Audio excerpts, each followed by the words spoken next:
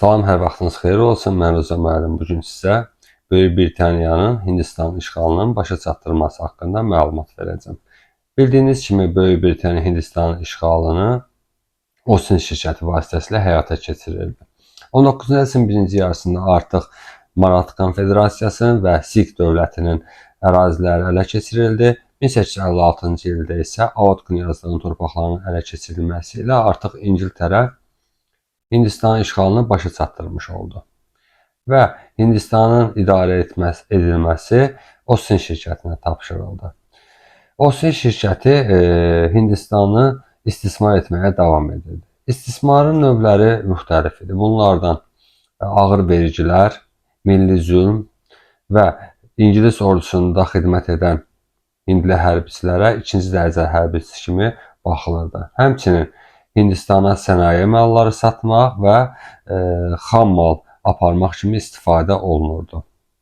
Artıq 19-cu əsrin ikinci yarısında Hindistan Böyük Britaniyanın xam mal mənbəyinə çevrilmişdi. Həmçinin İngilislər Hindistana idarə edilməsində bir sıra ənənəvi qaydaları qoruyub saxlamaqla böyük ölçüdə dəyişikliklər etmişdilər. Bu dəyişikliklərdən ali hakimiyyət və vergi yığımı İngilislərin əlinə keçmişdi. Yerli Hind hakimlərini təqaüd formasında ömür boyu nəvacib verməyi öz öhdəsinə götürmüşdü. Həmçinin Ostin şirkəti yeni mülklər əldə etməyə davam edirdi. Bunlar artıq Böyük Britaniyanın Hindistanı istismar etməsinin müəyyən yolları idi. Buna əlavə olaraq artıq Hindistan bu milli zülmə, bu istismara qarşı Sipahilər üsyanı həyata keçirdi ki, Sipahilər üsyanı haqqında danışsaq 1857-ci ildə baş vermişdi. Sipahilər üsyanına qədər isə artıq bayaq qeyd etdiyimiz hindli hərbiçilər, həmçinin bildiyiniz kimi Hindistanda yaşayan müsəlmanlar da İngilis ordusunda xidmət edirdilər. Daha sonra yeni mərmi bağlamaları var idi ki, bunlar artıq donuz piyi və inək piyindən hazırlanmış yağlarla yağlanırdı. Döyüş zamanı hərbiçilər bunu dişləri ilə açmalı məcbur idilər.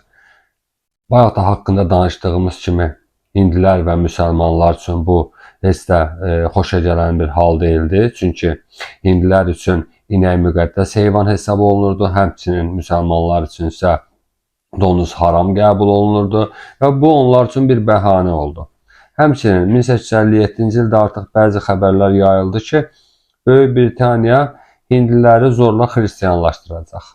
Bu da artıq üsyanı alovlandırmağa başladı və 1857-ci ildə Sipahilər üsyanı baş verdi. Üsyanın gedişatında mərkəz Dehli şəhəri üsyançılar tərəfindən ələ keçirildi və Moğol sülaləsinə mənsub olan 2-ci Bahadır şah elan olundu və Moğol dövləti yenidən bərpa olundu. 1859-cu ildə isə artıq İngilislər həmin bu üsyanı yatırdılar və rəsmi olaraq 1859-cu ildə Moğol dövlətinin varlığına son qoyulmuş oldu. Sipahilər üsyanının məğlub olma səbəbləri nələrdən ibarət idi? İlk növbədə vahid komandanlıq yox idi. Daha sonra buna əlavə edək üsyançıların maraqlarının fərqliliyi, həmçinin nizamsızlığı da əlavə etmək olar. Bu səbəblərdən dolayı Sipahilər üsyanı İngilislər tərəfindən yatırıldı. Sipahilər üsyanı İngilislər tərəfindən yatırılmasına baxmayaraq bəzi müsbət cəhətləri də oldu. Bu müsbət cəhətlər nədən ibarət idi? İlk növbədə 1859-cu ildə Ostin şirkəti ləğv olundu. Daha sonra İngiltərə Hindistan işlərini həyata keçirilmək üçün nazir təyin etdi. Həmçinin general qubernator vəzifəsini vitse-kral vəzifəsi ilə əvəz etdi. 1876-cı ildə isə İngiltərə kraliçası Victoria həmçinin Hindistan imperatritsası titulunu da qəbul etmiş oldu. Artıq 19-cu əsrin ikinci yarısından etibarən Hindistanda kapitalist münasibətlər də inkişaf etməyə başladı. Bu müsbət bir cəhət idi.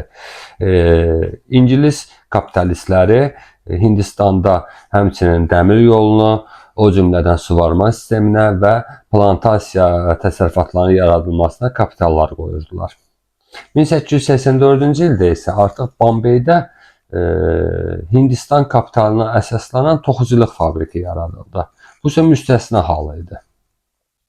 Və ingilislərin işğalından sonra Hindistanda milli kapitala əsaslanan ilk fabrika hesab olunurdu. Bundan əlavə isə bu metropoliyaya əsaslanan bir hal idi. Digər tərəfdən isə Hindistanda fəhlələr istismar olunurdu. Bu istismar forması isə onların iş saatlarının çoxluğu ilə əsaslanır və onlarda iş saatları 16 saatı çatırdı. Daha sonra isə qəbul olunmuş fəhlə qanunları ilə bu tarazlandı. Uşaq və yeniyetmələrin istismarının qarşısı alındı və yaxud da məhdudlaşdırıldı da deyə bilərik.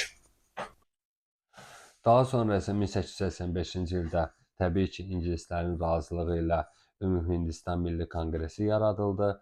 Bu konqres 2 fraksiyadan ibarət idi. Hindli fraksiyası, həmçinin müsəlman fraksiyası bunlara aiddir. Müsəlman fraksiyasının başçısı Seyid Əhməd olmuşdu. Hindli fraksiyanın başçısı isə Tilak idi. Hər iki fraksiya İngiltərə parlamentində Hind xalqının hüquqlarını müdafiə edirdi, qorunmasına çalışırdı. Həmçinin İngiltərə parlamentində öz maraqlarını müdafiə edirdi. Lakin ingilislər ənənəvi olaraq parçalar və hökm et prinsipi ilə Ümumi Hindistan Milli Konqresində fraksiyalar arasında ixtilaflar yaratdı və onların milli azadlıq hərəkatını boğmağa çalışdı və bu istəyinə də nail oldu. 20-ci əsrin əvvəllərində isə artıq Hindistan milli azadlıq hərəkatı başladı. Buna misal olaraq məmur özbaşınalığı, ingilislərin hindlərə qarşı milli zülmü misal çəkmək olar. Və artıq onlar, yəni Hindistanlılar, ingilis mallarını boykot eləməyə başladılar ki, bu da birinci ümumxalq hərəkat kimi tarixə keçmişdir.